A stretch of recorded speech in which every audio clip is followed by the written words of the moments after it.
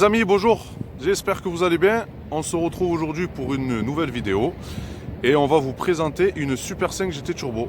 Voilà, mon ami Flex. Bonjour. Salut, ça va? Ça va, tranquille? Bah écoute, ça me fait plaisir de te voir. Je te remercie. Et tu sais que c'est une auto qui m'a vraiment plu d'entrée. Et franchement, j'ai apprécié voilà, le fait qu'on se voie pour la présenter. Ouais. Voilà, donc tu vas nous parler un petit peu plus de cette voiture d'exception que tu as fait. Allez, Hein? ça marche. Mon ami Flex, Oui. alors, ça va poteau? Bah écoute, tranquillement, hein. Bon. Tranquillement. Bon, alors dis-moi, cette voiture-là, c'est bien donc une Super 5 GT Turbo? Voilà, c'est ça, c'est une base, c'est une Super 5 GT Turbo. Ouais. J'ai voulu rappeler un peu l'esprit rallye des années 80. Donc j'ai monté un kit maxi, c'est un kit DP Sport en fibre. Donc c'est une voiture qui est de 1985 et la petite histoire c'est que j'avais mon cousin qui avait un véhicule similaire et étant petit j'étais monté à côté de lui, il m'avait dit écoute je te donne à l'époque 200 francs si tu arrives à m'attraper le paquet de cigarettes qu'il y a sur le tableau de bord. Et à partir de là où j'ai commencé à m'avancer pour le récupérer, j'ai jamais réussi. Ouais. J'étais collé dans le siège, donc c'est une voiture qui m'a un peu marqué et à la suite je me suis dit, quand j'ai eu l'âge, je me suis dit le jour où je tombe sur un GT Turbo qui est pas excessif et qui est de mon année de naissance, je l'achèterai. Et il y a 4 ans, je suis tombé sur mon premier GT Turbo qui m'a aidé aussi à faire celui-là par la suite. Ouais. Je tournais sur le bon coin comme beaucoup d'entre nous font, on met une somme et on s'envoie les 40 premières pages et je tombe sur un Super 5 GT Turbo qui était pas du tout dans cet état-là, qui était à 1500 € et qui était l'année 85 et je me suis dit faut que j'appelle le mec. Il était 22 h le soir, je me suis dit tant pis je l'appelle, je lui passe un coup de fil. Le mec il m'avait l'air d'être chaud pour la vente, j'arrive à négocier avec lui à 1100 € au téléphone. J'allais la voir le lendemain, j'ai pas dormi de la nuit, je me suis dit c'est pas possible, le mec il va m'appeler le matin, il va me dire non je regarde ce que ça cote et tout, laisse tomber. Et du coup, il m'a pas rappelé. Je suis parti avec mon cousin à Narbonne et j'ai acheté mon premier GT Turbo. D'accord. Et ensuite, avec le temps, on fait des modifs comme tout le monde. On trouve l'équipe carrosserie et puis c'est parti de là. Et à fur et à mesure, ça a donné ce. C'est une histoire d'amour de toute façon, quoi qu'il arrive. C'est ça, hein, de l'amour d'automobile. Et des voitures de ma génération, de la mécanique qu'on retrouvera plus de nos jours. Ah non, c'est fini. Où on peut mettre les mains dedans. Tout à fait, c'est fini tout ça. Et là, les performances que tu as, tu les as avec toi. Et là où tu as réfléchi, les tests que tu as fait. Et c'est pas mal. D'accord. Là déjà, on va revenir sur la partie carrosserie. Ouais. Bon, déjà, tes jantes. C'est des jantes en 9 pouces et demi de large. Donc, c'est des jantes qui sont très larges. Ouais. J'ai dû caler pas mal pour combler le kit parce que c'est difficile de trouver des trains roulants. Ouais. Donc on va dire qu'on est quand même sur une base de Super 5 et j'ai des jantes en 9 pouces et demi de large et des pneus en 225/40/16. Ah ouais, quand même. Donc ça commence à faire. Donc la voiture, c'est vrai qu'elle est posée. Ah ouais, là on se rend compte bien du kit. Elle est vraiment large ton auto. Ouais, c'est vrai qu'elle est. C'est un kit maxi, donc ça fait vraiment petite voiture trapue et. Ah, vraiment mignonne. Hein, Ouais, vraiment sympa. mignonne. Donc du coup, le jour où je l'ai fait peindre, j'ai demandé à mon collègue, je l'avais en rouge, un bon ami à moi qui s'appelle Kevin, qui est carrossier peint de chez Audi. Ouais. Il m'a dit tu veux quel rouge? J'ai dit écoute fais-moi le rouge Ferrari, au moins c'est une valeur sûre. Ouais, voilà, c'est clair. Voilà, on se trompe pas. Donc du coup on a fait un rouge Ferrari sur une Renault. Ah ouais, Et du coup le rendu est pas trop mal. il est sublime. Donc le kit, tout le kit est en fibre, donc les ailes arrière, les bas de caisse, les ailes avant, le capot, le pare-choc, le béquet. Donc c'est vrai que ça fait un gain de poids quand même. Ah oui. Mais les avantages et les inconvénients, l'inconvénient c'est que c'est une voiture comme je roule quand même beaucoup avec et je m'éclate, et la fibre ça travaille énormément et la peinture a du mal à... Ça cloque un peu. Non mais on voit que ça commence, on va dire que ça commence un peu à cloquer, mais pourtant on avait apprêté toute la voiture avec un apprêt de bateau qui est fait pour aller sur les fibres, mais bon quand on est en... Là devant j'ai du Bichstein B6 ressort court avec des pneus en 40 de hauteur, forcément c'est des voitures qui... Tape-cul qui travaille. Ouais, qui sont vraiment tape-cul quoi. Ça travaille pas mal. Ouais, ça travaille vraiment beaucoup même. Elle est vraiment magnifique. Donc ensuite, si un jour il y a des gens qui ont ces types de véhicules et qui ont des problèmes, j'ai un très bon ami à moi qui est GTT Passion. C'est quelqu'un qui est vraiment passionné, qui fait du très bon travail, Ouais. qui n'assassine pas les gens. Donc si jamais un jour, ça aide toujours parce qu'entre passionnés, des fois on ne sait pas trop vers qui se tourner quand on a des C'est pannes. ça, On c'est s'achète vrai. une voiture qui nous rappelle notre jeunesse, mais on s'y connaît pas trop. Et voilà, c'est un très bon collègue qui fait ça. Et j'ai un très bon collègue aussi qui m'a fait mon kit déco. Alors je sais pas si tu pourras y mettre par la suite son petit truc, parce qu'il fera même des prix pour les gens qui s'intéresseraient d'avoir des autocollants pour pas cher, pour leur voiture, pour le run, pour leur BM, leurs Audi, n'importe quoi. D'accord. Voilà, parce qu'il y a beaucoup de gens qui font des choses ou des autocollants ou des réparations. Et souvent les gens ne le font pas parce que ça vient vraiment trop cher. Bah et oui. je pense que quand on est passionné, le but c'est que ça soit accessible Bah, c'est pour ça. tout le monde, que ça soit les gens du run qui voudraient des coques de rétro, qui voudraient juste des petits simples autocollants, n'importe quoi. Donc On notera toutes ces adresses de toute façon sur la page. Super. Voilà. merci à toi. Bon, alors là, je vois. Oh, les amis, pas d'airbag ni ABS, je meurs comme un homme. Là, on se retrouve vraiment, on le sait, là, c'est à l'ancienne. Là, il n'y a rien. Y a rien. Là, tu te débrouilles, là. Là tu fais comme tu peux. Ah, j'insiste vraiment, les amis, sur le plan de cette voiture parce que je la trouve simplement magnifique.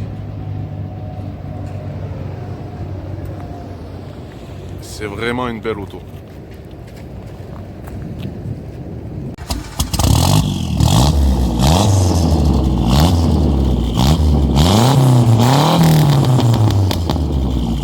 Ouh. Très très joli. Alors tu nous montres un petit peu ce qu'il y a sous le capot? Ouais, allez, c'est parti. Les amis, j'insiste vraiment sur les plans de vue de cette voiture parce qu'elle me plaît. Et je pense qu'elle va vous plaire aussi, les amis.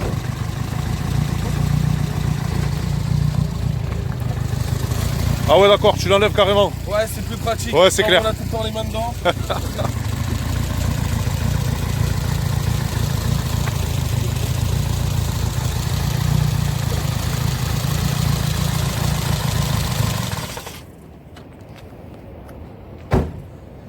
Voilà, c'est un petit moteur, c'est un 1,4 litre turbo. D'origine, ça sort 115 chevaux. Ouais. Bon là, j'ai fait une petite préparation quand même. Là, il faudrait que j'affine et que je passe au banc, mais je dois être aux alentours des 180 chevaux. 180 chevaux. Ouais. Combien le poids? Un peu moins de 800 kg quand même. Ça doit watter, hein.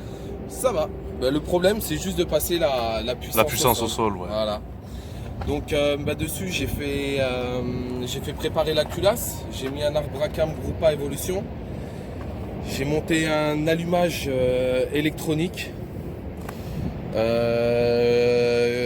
Kit d'admission directe Sparco Carbone. Une dump valve forge, une ligne en 60 sur mesure jusqu'au bout. Un échangeur frontal derrière le pare-choc. Et puis voilà, après sinon le turbo il reste d'origine parce qu'une fois bien réglé déjà à un bar, quand on met tous les périphériques qui vont bien, ça suit. Le turbo est stock donc. Voilà, le turbo il est stock, je suis réglé à un bar, on peut monter jusqu'à un bar 3 de pression, mais Vous me gardez une marge de fiabilité, je pense. ouais, c'est surtout d'accroche au sol. Hein. Aussi, ouais. Donc sinon, ouais, pour un 1,4 litre qui a 35 ans, à carbu en plus surtout, là il n'y a pas d'injection, c'est quand on veut faire une prépa à ce moment-là, c'est que là il n'y a pas de, on branche une valise et on rajoute 35 chevaux. Là c'est à toi de gérer tes gicleurs, ta pression turbo, ton bon ratio air essence, régler l'allumage. Donc c'est vraiment du temps.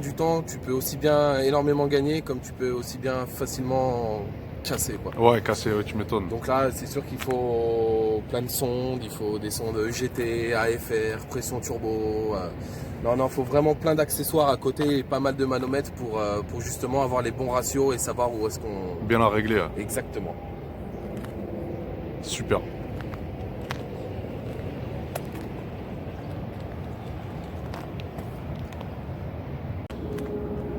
Bon, on va faire un petit plan intérieur. Les panneaux de porte en carbone. Là on voit qu'elle a ressauté. Regardez le boulot qui a été fait. Niveau arceau.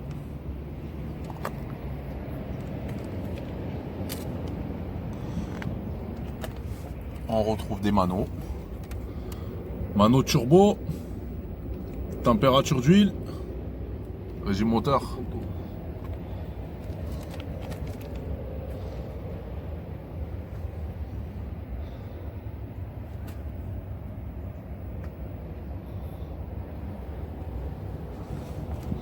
Les sièges paquets.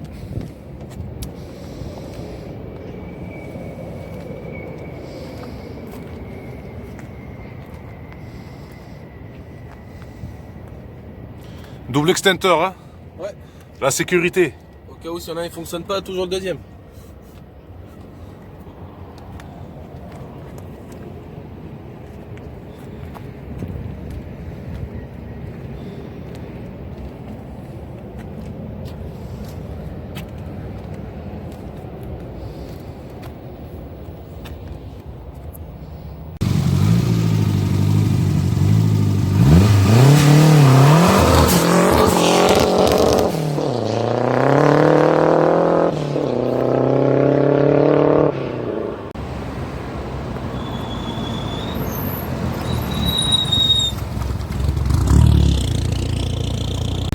Bon les amis, maintenant on va prendre place à bord du véhicule.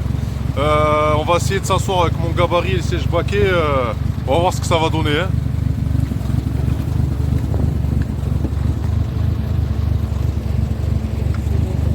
Ouh. Les sièges baquets les gars. La voiture de rallye elle est là.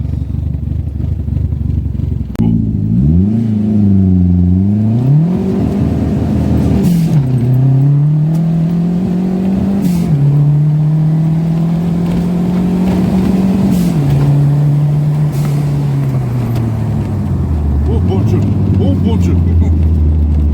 Ça pousse, hein.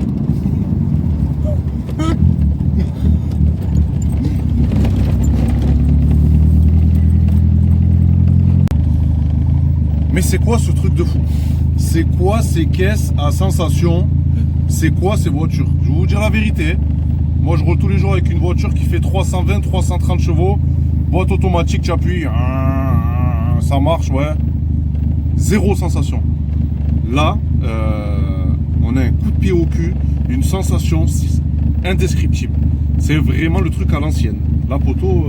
Là, c'est que toi et ta mécanique et tes améliorations. C'est incroyable cette sensation. C'est un peu brut de décoffrage. Ah, c'est brut, hein. Ah, c'est très brut. Il n'y a pas d'assistance, il n'y a rien, c'est tout. C'est du on-off. Ah, bah alors c'est ça qui est bon. Ah, je suis scotché. Je suis scotché, les amis, je suis scotché.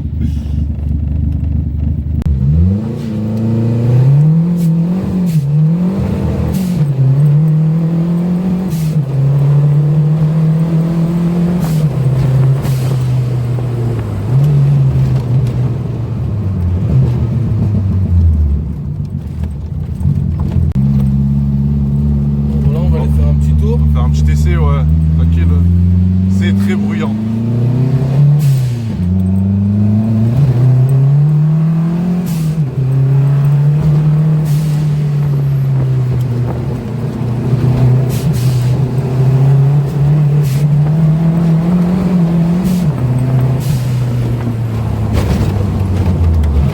Ah,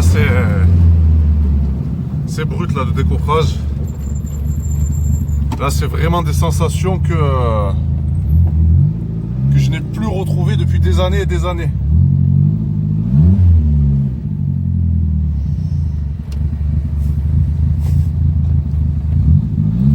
Voilà, après c'est des voitures, c'est on-off, c'est petit, c'est trapu, ça tient la route. Donc c'est des voitures où on peut facilement plonger dans les virages assez forts. Il faut juste être vigilant à maintenir toujours une pression de turbo pour éviter de tirer droit parce que ces voitures ont été connues pour énormément d'accidents, énormément malheureusement. de blessés lourds et d'accidents mortels. Malheureusement, ouais. C'est des voitures qui se conduisent pas un peu comme maintenant parce que là, le fait que il y ait le turbo, si vous lâchez le filet de gaz dans un rond-point ou en sortie de virage, ben, vous tirez droit et la voiture, vous la rattraperez jamais.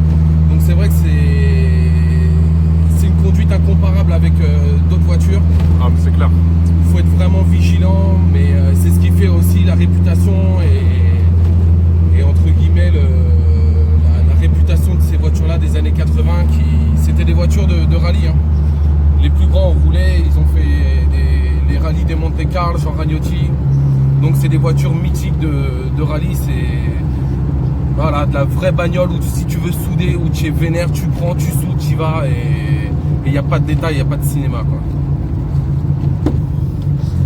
Après voilà, niveau mécanique, ce qu'il faut faire attention avec ces véhicules, c'est des voitures où il faut tout le temps avoir l'œil sur la température d'eau, parce qu'un joint de culasse ça ne prévient pas. Ouais, tout à fait. Ouais. C'est vraiment, ça arrive très rapidement. Les chauffes, les joints de culasse et les turbos. Donc c'est des voitures où moi je fais à peu près au moins 3 vidanges à l'année, même si je roule pas beaucoup. Ah ouais, 3 vidanges. Ouais, il faut mettre vraiment de la très bonne huile. De bonne huile, ouais. Voilà, de la bonne huile. Respecter vraiment les temps de chauffe. Et puis voilà, sinon c'est comme tout, hein, quand on entretient et qu'on n'est pas tout le temps pied dedans. Ouais, ça reste costaud quand même. Voilà. Ouais, pour certains, c'est à l'époque où Renault faisait encore des bonnes voitures. Et voilà.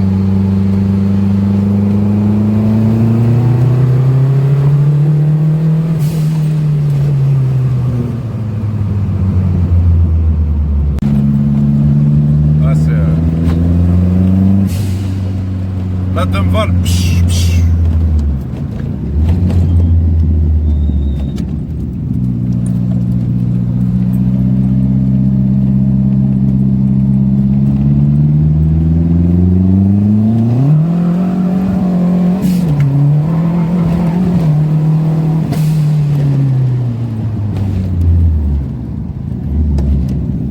C'est chaud les amis. Sympa. Hein. C'est chaud les amis. J'ai plus beaucoup d'essence, j'ai même déjaugé à la fin. Ouais, on a senti une petite coupure. Ouais, déjaugé. On a senti une petite coupure. Ouais. Ouais, voilà. La passion avant tout, peu importe avec quoi tu roules. Moi, La vie ne fait pas le moine et c'est vraiment. Là, ça me fait plaisir parce que toi, je sais que tu es passionné, je sais que tu aimes ta voiture. La façon dont tu en parles, alors là, ça laisse pas de doute et ça fait vraiment plaisir. Et je te remercie. C'est moi qui te remercie. Bon les amis, voilà, c'est la fin de cette vidéo. J'espère vraiment qu'elle vous aura plu. Moi en tout cas, ça a été le cas. Merci beaucoup frérot, on a pris vraiment du bon temps là tous les deux. Vraiment retrouver des caisses comme ça à l'ancienne, ça me fait même des frissons. Voilà les amis, on se retrouve pour de prochaines vidéos bientôt. Restez connectés les amis et prenez soin de vous, à bientôt. Merci à vous. Ciao ciao.